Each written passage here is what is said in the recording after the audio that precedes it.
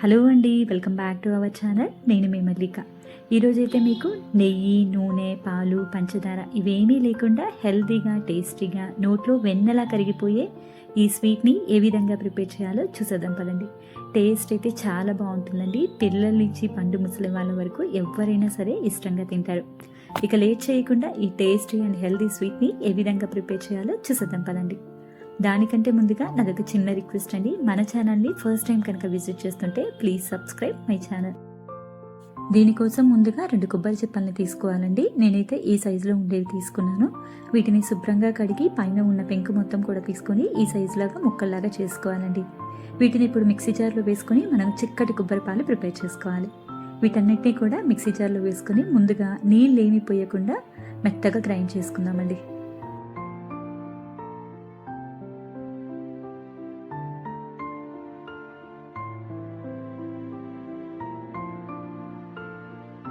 ఈ విధంగా గ్రైండ్ చేసుకున్న తర్వాత ఇందులోకి 1 కప్పు నీళ్లు పోసుకొని మరోసారి మెత్తటి పేస్ట్ లాగా గ్రైండ్ చేసుకోండి.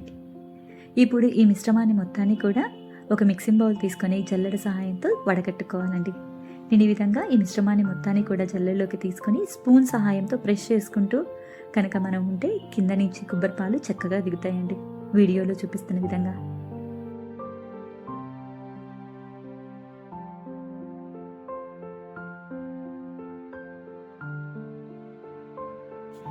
ఇలా కొబ్బరి పాలు మొత్తం తీసిన తర్వాత కొబ్బరి తురుము కొంచెం పొడి పొడిగా అవుతుంది కదండి.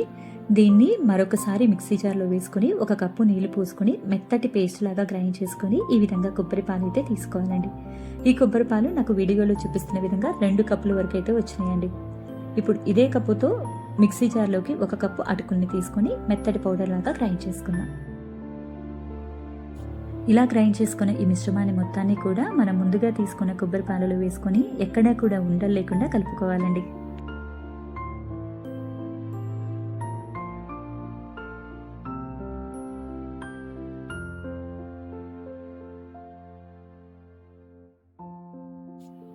ఇప్పుడు దీని మీద మూత పెట్టుకొని ఈ మిశ్రమాన్ని మొత్తాన్ని కూడా ఒక 10 నిమిషాలు నాననివ్వాలండి. ఈ లోపల మనం స్టవ్ వెలిగించుకొని ప్యాన్ పెట్టుకొని దాంట్లోకి మీరు ఏ కప్పుతో అయితే అటుకులు తీసుకున్నారో అదే కప్పుతో 1 కప్పు బెల్లం తీసుకోండి. దాంట్లోకి 1/4 కప్పు అన్ని నీళ్లు కూడా పోసుకోండి. ఈ బెల్లాన్ని ఎక్కడా కూడా గడ్డలు లేకుండా పూర్తిగా కరిగించుకోవాలండి.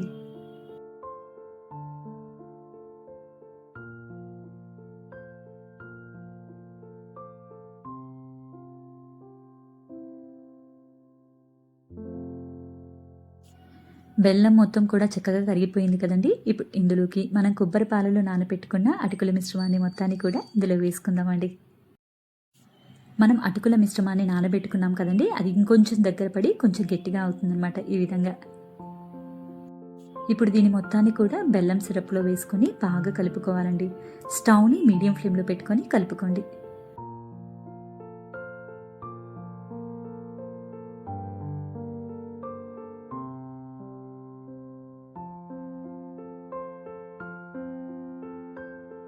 ఈ బెల్లం సిరప్ మొత్తం కూడా ఈ అటుకుల మిశ్రమంలోకి బాగా కలిసేలాగా కలుపుకోవాలండి.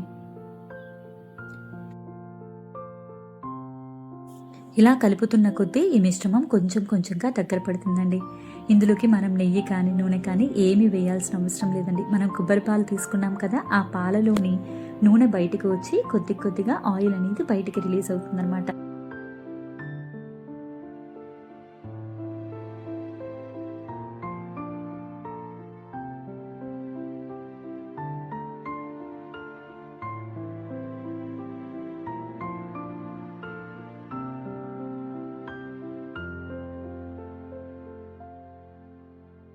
ఈ మిశ్రమం మొత్తం కూడా దగ్గర పడి బయటికి నూనె కనిపిస్తుంది చూడండి.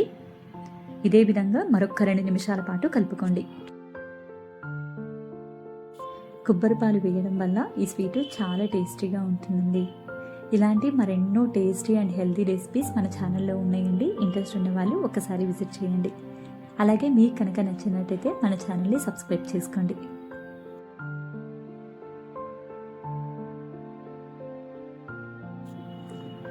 చూస్తున్నారు కదండి, నూనె మొత్తం కూడా బయటకు వచ్చి మనకి స్వీట్ కన్సిస్టెన్సీ అనేది ఈ విధంగా ఉండాలన్నమాట. ఇప్పుడు స్టవ్ ఆఫ్ చేసుకొని ఈ మిశ్రమాన్ని మొత్తాన్ని కూడా ఒక స్టీల్ బౌల్లో కానీ లేదంటే కేక్ టిన్లో కానీ వేసుకోండి. దీనికి సపరేట్గా ఆయిల్ కానీ నెయ్యి కానీ ఏమీ రాయాల్సిన అవసరం లేదండి. ఈ స్వీట్లో ఉన్న నూనె సరిపోతుందన్నమాట. ఈ విధంగా వేసేసుకొని స్పాచులా సహాయంతో దీన్ని ఈవెన్గా స్ప్రెడ్ చేసుకోండి.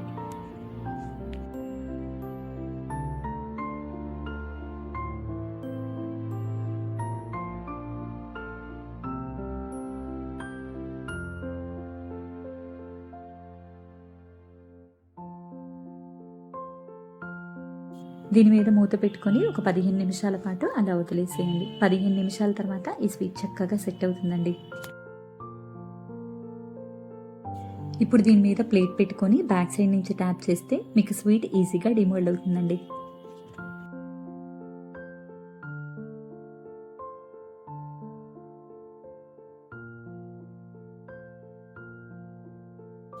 ఇప్పుడు దీన్ని మీకు నచ్చిన షేపులో కట్ చేసుకోండి.